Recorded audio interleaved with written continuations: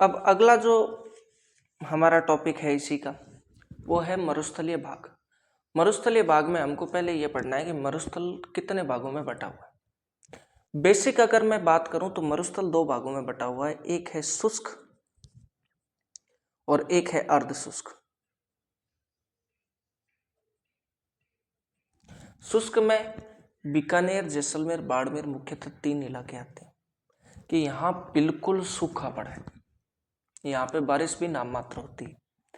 और शुष्क और अर्ध शुष्क डिवाइड किससे होते हैं? बारिश के हिसाब से डिवाइड होते हैं। एक दूसरा तरीका है बांटने का, ये तो पहला तरीका है, ये तो बारिश के आधार पर, वर्षा के आधार पर कौन से शुष्क और अर्ध शुष्क। एक भौतिकता के हिसाब से भी, भौतिकता के हिसाब से मरुस्थल को तीन भागों में बांटा गया। पहला है मरुस्थल स्वयं, दूसरा है बांगर और तीसरा है रोही। मरुस्थल के अंदर जहां जहां मरुस्थल है वहां मरुस्थल आ गए। बांगर के अंदर क्या है? तो बांगर के अंदर जैसे ये अरावली है आपकी, है ना, इस अरावली को अगर मैं ध्यान से देखूं तो अब बारिश किस साइड से होगी? इस साइड से, मतलब यहां बारिश होगी, लेकिन यहां बारिश नहीं होगी, होगी भी तो नाम मात्र होगी। और अगर बाई चांस होगी ना तो ये बारिश जाएगी तिरछी, पहाड़ियों की वजह से तिरछी बारिश जाएगी। तो ये जो इसके पहाड़ों के पास की जो मृदा है वो तो सूखी रह जाएगी। तो दो शब्द आते हैं, एक तो बांगर आता है और एक खादर आता है। खादर वो भूमि होती है, वो मृदा होती है जो बारिश के द्वारा बार बार लाई जाती है, यहाँ जहाँ बारिश पूर्णतः अच्छे से होती है। बांगर वो मिट्टी होती है जिसमें बारिश नहीं होती है, वो पुरानी मिट्टी ही रह जाती है। कि जैसे अगर बारिश ज़्यादा होगी तो कहीं बारिश ज़्यादा होगी तो नदियों की वजह से नदियों में पानी आएगा, उससे जो पुरानी मिट्टी है वो नीचे दब जाएगी और जो नदियों के द्वारा लाई गई मिट्टी है वो नई आ जाएगी। तो जब नई मिट्टी आ जाएगी वो तो बन जाएगी खादर। लेकिन अगर अरावली के आप पश्चिम दिशाओं में देखोगे तो यहाँ तो बारिश होती नहीं, होती भी है तो नाम मात्र होती, तो नदियों का तो सवाल उठता ही नहीं। नदी एक ही है लूणी बेसिकली, तो नदियों का सवाल उठता नहीं। तो नदियां जब आएगी नहीं तो वो मिट्टी पुरानी ही रहेगी, बारिश हो भी जाए तो मिट्टी पुरानी ही रहनी। तो जो पुरानी मिट्टी है अरावली के पश्चिम वाली वो तो है बांगर, और अरावली के पूर्व के अंदर जो मिट्टी है वो है खादर। तीसरा भाग है रोही। आप ये देखते हो कि चलो हमने अरावली तो मान ली, लेकिन राजस्थान के इस इलाके में भी छोटी छोटी झीलें या छोटी छोटी नदियां हैं। जैसे घग्गर नदी की बात करूं तो गंगानगर हनुमानगढ़ की नदी, मैंने नदियों का टॉपिक डाल भी दिया है। आंतरिक प्रवाह की नदियों की बात की तो उसमें कांतली है, कांकनी है, और इधर मसूरदी नदी आती है, और छोटी छोटी झीलें। तो ये जो नदियां और झीलें हैं इसके आसपास का जो भाग होगा वो मरुस्थल की जगह मैदान हो जाएगा, और इस मैदानी भाग में उपजाऊपन होगा, घास के मैदान होंगे, इसे कहा जाता है रोही। आप गंगानगर हनुमानगढ़ के नहरी इलाकों को भी देखिए तो यहाँ के भी इलाके उपजाऊ है। उसे काठी बग्गी भी कहा जाता है क्योंकि वो कक्कर के कारण काठी बग्गी कहा जाता है, लेकिन बेसिक डेफिनेशन की बात करूँ तो उसका नाम है रोही। रोही वो उपजाऊ मैदान होते हैं जो नदियों के द्वारा बनाए जाते हैं। बांगर वो मृदा है जो पुरानी है, या पुरानी जलोढ़ मृदा को बांगर कहा जाता है। मरुस्थल आपको पता है। अब ये शुष्क और अर्धशुष्क के जो इलाके हैं ये बांटे जाते हैं वर्षा रेखा के। एक राजस्थान की वर्षा रेखा है जिसका नाम है 50 सेंटीमीटर। ये 50 सेंटीमीटर वर्षा रेखा राजस्थान को पूर्णतः दो भागों में विभाजित करती है। ये उत्तर पश्चिमी मरुस्थल को अरावली से भी अलग करती है। एक वर्षा रेखा है 25 सेंटीमीटर, ये शुष्क और अर्ध शुष्क दो इलाकों को बांटती है। तो ये जो 50 सेंटीमीटर है इधर आएगा मरुस्थल और इधर आएगी अरावली, अरावली के बाद जो भी भाग है। ये जो 25 सेंटीमीटर है ये बांटेगा आपको, इस साइड रह जाएगा आपके शुष्क और इस साइड रह जाएगा अर्ध शुष्क। ये आपके मरुस्थल की बात है। फिर एक शब्द आता है ढांड या थली। ढांड या थली क्या है? तो जैसलमेर और पोखरण का जो इलाका है वहां पे क्या है कि पत्थर मिट्टी के ही स्तूप बने हुए हैं। जैसे मिट्टी जब जम जाती है तो वो एक भाटा पत्थर टाइप का बन जाता है, ज़्यादा कठोर नहीं होता है लेकिन हाँ जम जाता है। तो जमी हुए जो बालू का स्तूप है वो ऐसी जगहों पर, गोल जगहों पर रखे हुए हैं मान लो। और ये नीचे की जो जगह है वो नीचे है, ये ऊपर साइड में है और ये नीचे है। और बारिश आई मान लो और यहाँ पानी भर गया, तो जो ये इलाका होगा वो तो है थड़ी के आसपास। तो एक तरह से आप धोरे भी मान सकते हो कि आसपास धोरे हैं या बालूका के आपके ढेर है। नीचे की जो जमीन है वो थड़ी, आप कहाँ थड़ी है, थड़ी में तो थड़ी है। जब यहाँ पानी भर जाएगा तो ये इलाका बन जाएगा ढांड। थली कब है? जब ये इलाका निचला है। ढांड कब बनेगा? जब इसमें पानी भर जाएगा, जब ये पानी सूख जाएगा। क्योंकि आपको पता है कि मरुस्थल की जो मृदा है वो हल्की खारी है, हल्की क्या बड़ी खारी। तो खारेपन के कारण जब पानी सूख जाएगा वाष्पीकरण के द्वारा तो बच क्या जाएगा? नमक बच जाएगा। नमक भी बच जाएगा और थोड़ी सी जो भूमि होगी वो दलदली टाइप की हो जाएगी, उसे कहेंगे आप रण या टाट भी कहते हैं। ये पोखरण का रण आगे हम पढ़ेंगे। एक है भारतीय महामरुस्थल। अगर मरुस्थल की मैं बात करूं तो मरुस्थल में आपके यहाँ बीकानेर पड़ता है, उसके बाद आओगे आप जैसलमेर पड़ता है, इसके बाद में बाड़मेर है, बालोतरा है, जोधपुर है, फलोदी है, चूरू है, हल्का सा गंगानगर का जो सूरतगढ़ इलाका है वहाँ भी दौरे पाए जाते हैं। हनुमानगढ़ के चूरू साइड के इलाके भी शुष्क और अर्ध मरुस्थल के अंदर आते हैं।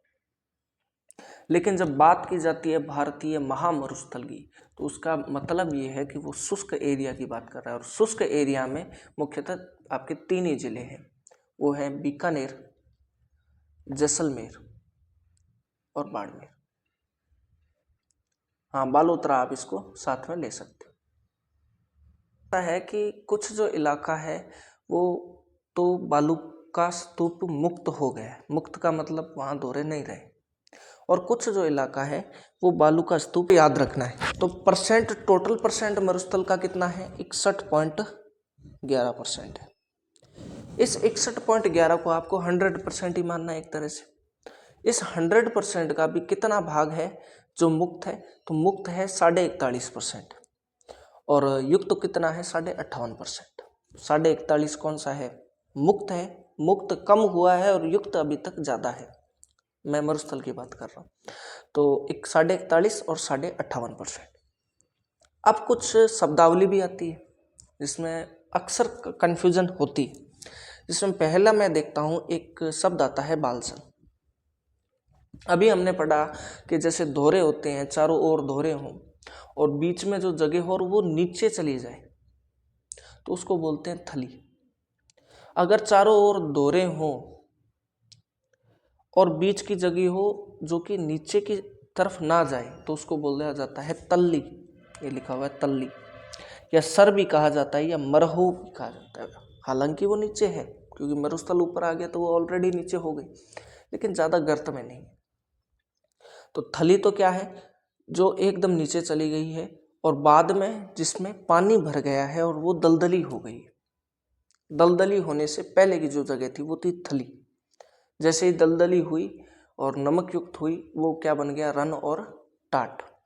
तल्ली क्या है? दोनों के बीच की जगह है जिसे तल्ली भी कहा जाता है, सर भी कहा जाता है और मरहो भी कहा जाता है। फिर बालसन क्या है?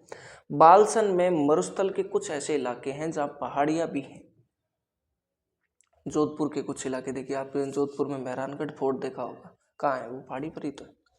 तो मरुस्थल में भी कुछ इलाके हैं जो पहाड़ी, जहाँ पहाड़ियाँ हैं। जब पहाड़ियों के बीच में कोई जगह घिर जाती है तो उसे कहा जाता है बालसन। ये 3 शब्द याद हो गए। पहाड़ियों के बीच में घिर गया तो है बालसन। मरुस्थल में भी 2 शब्द आएंगे। मरुस्थल में अगर दोरों के बीच में जगह फंसी हुई है तो वो है तल्ली, सर और मरहो। लेकिन अगर वह भूमि नीचे है और ज़्यादा और बाद में वो रन और टाट बनती है तो वो है थली। ठीक है। थली में ही आपको आगे जब कल्चर पढ़ोगे तो थली लैंग्वेज भी है जैसलमेर की, बीकानेर और जैसलमेर की जो लैंग्वेज है उसे थली कहा जाता है। एक पहाड़ी के ऊपर का भी पहाड़ी के ढाल के हिसाब से भी शब्दावली देखी जाती है। जैसे ये देखो पहाड़ी, इस पहाड़ी में अगर मैं बात करूं इस ढाल की, तो ये एकदम खड़ी ढाल है या खड़ी चढ़ान भी बोल सकते हो। जो खड़ी है एकदम तीव्र है वो तो उसको बोला जाता है पेडिमेंट। और जो स्लो है, ये देखो स्लो ढाल है ना, धीरे धीरे अगर मैं पानी यहाँ से गिराऊंगा तो सट्ट सीना नीचे आ जाएगा और यहाँ से ये धीरे धीरे जाएगा। तो इसे जो मंद ढाल है इसके ऊपर जो अवसाद आ जाता है उसको कहा जाता है बजादा। आगे भी थोड़ा सा देखिए आप कि जैसे ये ढाल है ये एकदम तीव्र ढाल है तो इसको बोला जाएगा पेडिमेंट। और ये वाली ढाल का मतलब ये है कि जा तो नीचे ही रहा है, तो ये कौन सी है, मंद ढाल है जिसको कहा जाएगा बजादा। उसके बाद में कुछ आपके रन और टाट भी है। रन टाट बता ही दिया आपको, तो आपको याद रखना है एक पोखरण के अंदर रन है, एक बाप फलौदी के अंदर बाप बोल्डर जगह पड़ती है वहाँ रन है, एक पड़ीहारा चूरू के अंदर है यहाँ रन पाए जाते हैं, एक थोब रन है ये भी फलौदी के अंदर पड़ते हैं। अगला है हमादा। हमादा क्या होता है? हमादा जो है वो होता है कठोर मरुस्थल। जैसलमेर जोधपुर के कुछ इलाके और फलौदी के कुछ इलाके आप देखोगे तो जो जमीन है वो थोड़ी सी पथरीली भूमि में, और अगर मिट्टी पूरी रेतीली भी है तो वो एकदम दोहरे नहीं है, वो थोड़ी पक्की हो गई है मिट्टी, तो उसको कहा जाएगा हमादा। पक्की मिट्टी को क्या कहा जाता है? हमादा। अगर मरुस्थल कठोर की जगह रेतीला है तो उसे कहा जाता है इर्ग या अर्ग, और मिक्स में है तो उसे कहा जाता है रेग या सिरिर। 3 शब्द हो गए। कठोर होगा तो हमादा, रेतीला होगा तो इर्ग या अर्ग, और रेग या सिरिर क्या है? मिश्रित में। एक शब्द और आता है इंसेलबर्ग। आपने कुछ पहाड़ियां देखी होंगी जो कटी फटी होती है। कटी फटी का मतलब है कि जैसे एक पहाड़ी है वो छोटी सी है, उसके बाद थोड़ी बहुत जगह आ गई, फिर छोटी सी पहाड़ी चालू हुई, फिर थोड़ी सी जगह आ गई, फिर एक ऊंची पहाड़ी चालू हुई, मतलब इक्वल में नहीं है। जैसे आप उदयपुर की देखते हो ना, इक्वल में है। जयपुर तो लगभग ने देखा होगा, जयपुर आप देखते हो तो चारों मेर पहाड़ है पूरे और बीच में जयपुर बसा हुआ है, तो वो आपके इंसेलबर्ग नहीं। लेकिन अगर आप अलवर साइड में जाओगे और देखोगे तो वहाँ छोटा सा पहाड़ है, वो भी कटा फटा है, उसके बाद में कुछ दूरी पर पहाड़ नहीं है, फिर पहाड़ है, फिर कटा फटा है, इसे कहा जाता है इंसेलबर्ग। मरुस्थल की मैं बात कर रहा हूँ, मरुस्थल में जो कटी फटी पहाड़ियाँ होती हैं उन्हें कहा जाता है इंसेलबर्ग। ये मिलेंगी आपको जालोर साइड में, क्योंकि जालोर भी आधा इलाका आपके मरुस्थली में आता है, अर्धशुष्क इलाके में आता है। ठीक है, ये शब्द है। और एक शब्द और आता है नेहड़, नेड़ा या रेल। ये क्या है? जालोर के इलाके में, जालोर में एक जगह पड़ती है जिसका नाम है सांचौर। सांचौर में क्या है कि जैसे लूणी नदी आती है, तो लूणी नदी जब आती है तो सांचौर में एकदम ढाल है, मतलब नीचे में सांचौर है, और उसकी हाइट 50 मीटर ही है। जो हाइट हम मापते हैं, अगर मैं मरुस्थलीय क्षेत्रों की, अगर मैं बीकानेर और जैसलमेर की भी बात करूं, शुष्क की बात करूं, तो शुष्क की मिनिमम जो औसत ऊंचाई है वो 300 मीटर है। ये 300 मीटर कहाँ से ली जाती है? समुद्र तल से दूरी ली जाती है। तो समुद्र तल से बीकानेर की हाइट कितनी है? 300 मीटर। लेकिन सांचौर और जालोर के अंदर एक ऐसा इलाका है जहाँ पे केवल 50 मीटर की ऊंचाई है, और इस साइड देखोगे तो 200-250 है। तो जैसे ही लूणी नदी आती है तो जैसे ही उसको ढाल मिली नीचे की तरफ, वो बंट जाएगी अलग अलग नहरों में या छोटी छोटी नालियों में बढ़ जाएगी। ऐसे करके जैसे नदी आई, क्योंकि ढाल है, अब ढाल आएगी तो फिर एक साथ पानी ऐसे ऐसे आएगा और ये छोटी छोटी नालियां बन जाएगी। इसे कहा जाता है नेहड़, नेड़ा या रेल। डन। अगला जो है इसी के अंदर कि जो बालू का स्तूप है उनके प्रकार कौन कौन से होते हैं? बालू का स्तूप के प्रकार, बालू का स्तूप का मतलब दोहरे। दोहरों के प्रकार कौन कौन से? दोहरों के प्रकार, दोहरे तो मिट्टी के ढेर हैं, तो इनके प्रकार किसके ऊपर डिपेंड करेंगे? हवाओं की दिशाओं के ऊपर। जिस प्रकार की हवाओं की दिशा होगी उसी तरफ वो मुड़ जाएगा और फिर वो अपनी एक अलग आकृति बना लेगा और उसका नाम हम अलग रख देंगे। जैसे कि अगर मैं बात करूं अनुदैर्ध्य, जैसे ये दोहरा है और हवा भी इसी दिशा में चल रही है, ये हवा की दिशा है।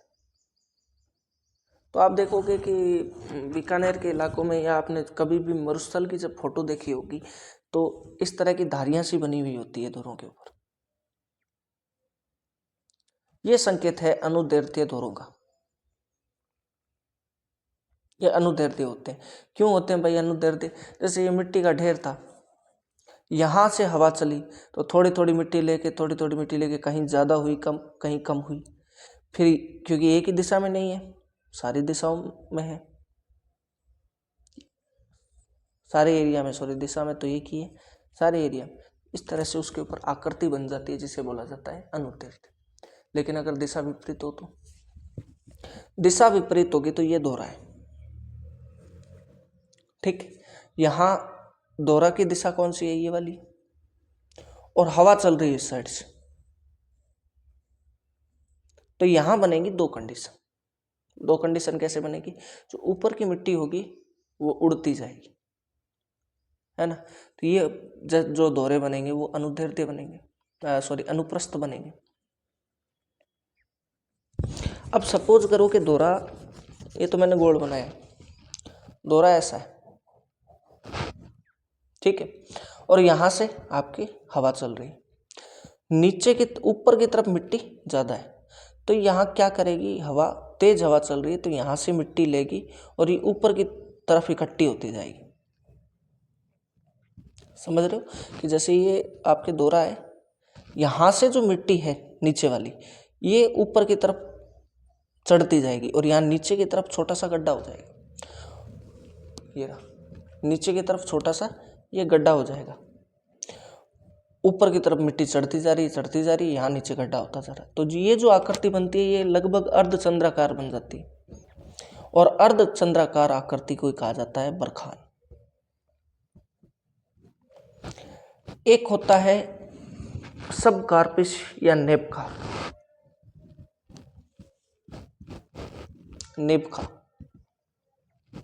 या सबकार्पिस। नाम पे मत जाओ, सिंपल है कि जैसे मान लो कि झाड़ी है, कोई खींप है या फोग है, फोग लगा हुआ है, खींप लगी हुई है, तो वहां मिट्टी इकट्ठी हो जाती है, मतलब कहीं से भी मिट्टी आई और वहीं जाके इकट्ठी होगी, क्योंकि अवरोध आ गया, अवरोध आने पर वो इकट्ठी हो जाएगी। तो इकट्ठी होने के बाद में जो आकृति बनेगी वो है नेबखा और सबकार्पिस। एक है तारा बालू का स्तूप। इसमें क्या होता है कि इसमें दिशा फिक्स ही नहीं है, पहले हवा चल रही थी सीधे तो वो आगे की तरफ गया, फिर तुरंत हवा चेंज हुई तो वो इस साइड गया, फिर चेंज हुई तो वो इस साइड गया, उसकी आकृति बार बार चेंज होगी और ये बालू का स्तूप बनेंगे। कौन से? तारा बालू का स्तूप। एक आता है नेटवर्क, ये भी नेटवर्क ही आपके तारा बालू का स्तूप की तरह ही होता है, हनुमानगढ़ एरिया में ज़्यादा मिलता है, हवा की दिशा की अनियमितता के कारण बनता है। उसके बाद में एक आता है आपकी अवरोधी और एक है परवलयिक। अवरोधी जो है, अवरोधी में क्या है कि आगे मान लो कोई पहाड़ी आ गई और पहाड़ी आ गई तो रेत तो रुकेगी, रेत रुकेगी तो इसको बोलेंगे अवरोधी। परवलयिक, परवलयिक में परवलय आकार की बन जाती है, वही अवरोधी की तरह ही होता है और आकृति थोड़ी सी परवलय टाइप की हो जाती है। परवलय इस आकृति को बोलते हैं, अर्धचंद्राकार ही इसी को बोलते हैं। डन। ये आपके 5-6 प्रकार हैं, ये आपको परिभाषाएं भी याद होनी चाहिए। तो अगर मैं एक एक रिपीट करूं तो अनुदैर्ध्य कौन से हैं? हवा की दिशा में। अनुप्रस्थ कौन से हैं? हवा की विपरीत दिशा में। उसके बाद बरखान कौन से हैं? बरखान किस श्रेणी में आते हैं? आते तो अनुप्रस्थ श्रेणी में ही है, लेकिन ये आकृति कौन सी बनाते हैं? अर्धचंद्राकार बना लेते हैं। उसके बाद में सबकार्पिस या नेबखा है, तो ये होता है झाड़ियों के पास में, उसके बाद में आपके तारा बालू का स्तूप है, और परवलय बालू का स्तूप है। परवलय में परवलय आकृति हो जाती है, अवरोधी के अंदर अवरोध आ जाता है। इसके अलावा नेटवर्क में हवा की दिशा फिक्स नहीं होती है। ये आपके बालू का स्तूप है। अब बालू का स्तूप के आपको अर्थ के अलावा ये भी पता होना चाहिए कि ये कौन कौन से इलाके में, और इसको हम मैप के थ्रू पढ़ना पसंद करेंगे। अब आपके कौन से हैं बालू का स्तूप है। बालू का स्तूप कौन कौन से बता दिए मैंने। अब इनकी कौन कौन से जिले या कौन कौन सी जगहों में पाए जाते हैं वो देखना है। सबसे पहले आपको याद रखना है मोहनगढ़। मोहनगढ़ टू सूरतगढ़, मोहनगढ़ टू सूरतगढ़, यहाँ पाया जाता है आपके तारा। मोहनगढ़ से सूरतगढ़ में कौन से पाए जाते हैं? तारा। सूरतगढ़ आपको एक जंक्शन मान लेना है कि ये अपना जंक्शन है। फिर दूसरा आपको चालू करना है, ये बालोतरा है और यहाँ पर बाड़मेर है। बालोतरा, जैसलमेर, जोधपुर, बालोतरा, जैसलमेर, जोधपुर, यहाँ पाए जाते हैं रेखीय, और इसी रेखीय को कहा जाता है अनुदैर्ध्य। अनुदैर्ध्य और रेखीय एक ही चीज, ठीक है। कौन सा है? बालोतरा, जैसलमेर, जोधपुर। मोहनगढ़ जैसलमेर में ही पड़ता है। फिर आपको याद रखना है बाड़मेर से, बाड़मेर से जाएंगे हम जैसलमेर, जैसलमेर से जोधपुर के गए कौन से? ओशिया, ओशिया से गए देशनोक के मंदिर में, देशनोक मंदिर से लूणकरनसर, लूणकरनसर से सूरतगढ़, सूरतगढ़ से भालेरी, भालेरी से गए सीकर। दोबारा से देख लो कि बाड़मेर से चालू हुए, बाड़मेर से याद रखना है बाड़ बरखान, बाड़ बरखान। और बाल अगर मैं बात करूं तो बालों की बाल रेखीय होते हैं, एक रेखा में ही होते हैं बाल, तो बाल होंगे रेखीय, और बाढ़ होंगी बरखान। बाड़मेर, फिर जाना है आपको जैसलमेर, फिर जाना है आपको ओशिया, ओशिया के बाद जाना है, ओशिया में माता जी का मंदिर, देशनोक में माता जी का मंदिर, तो ओशिया, फिर जाना है देशनोक, देशनोक के बाद में आएगा आपके लूणकरनसर, लूणकरनसर के बाद में सूरतगढ़, सूरतगढ़ के बाद में भालेरी, भालेरी शुरू में पड़ता है, भालेरी के बाद में सीकर। तो दोबारा से बोल लो, दोबारा से बोलते हैं बाड़मेर, जैसलमेर, ओशिया, देशनोक, लूणकरनसर, सूरतगढ़, भालेरी, सीकर, ये पाए जाते हैं आपके बरखान। यहीं देशनोक से पास में एक जगह नोटिफाई है पुगल, पुगल से चालू करना है, सूरतगढ़ पे जाना है, पुगल, सूरतगढ़, फिर हनुमानगढ़ के रावतसर, पुगल, सूरतगढ़, रावतसर, फिर चूरू, और चूरू के बाद में झुंझुनू। यहाँ जो पाया जाएगा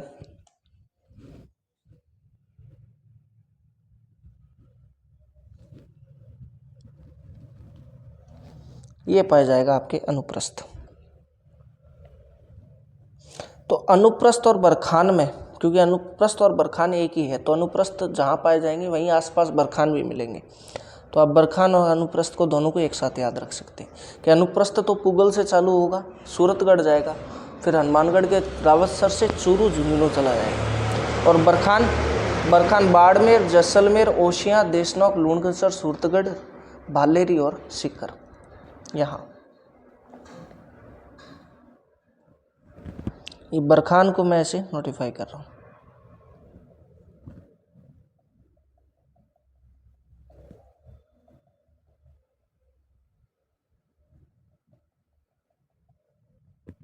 ये आपके बरखान। उसके बाद में है आपके आता है ये नागपहाड़ वाला। नागपहाड़ अजमेर में पड़ता है, बुड्ढा पुष्कर, पुष्कर और जोबनेर पड़ता है जयपुर के अंदर। यहाँ पाए जाते हैं अवरोधी। नागपहाड़, बुड्ढा पुष्कर, पुष्कर, जोबनेर, अवरोधी। उसके बाद में नेटवर्क, नेटवर्क मिलते हैं हनुमानगढ़ में। लूनेट, लूनेट जो होते हैं वो झीलों के किनारे पाए जाते हैं, बस इतना ही याद रखना है। दरियन, दरियन एक तरह से अनुदैर्ध्य ही होता है, आगे बढ़ने वाले होते हैं। परवलय, परवलय संपूर्ण राजस्थान में पाए जाते हैं।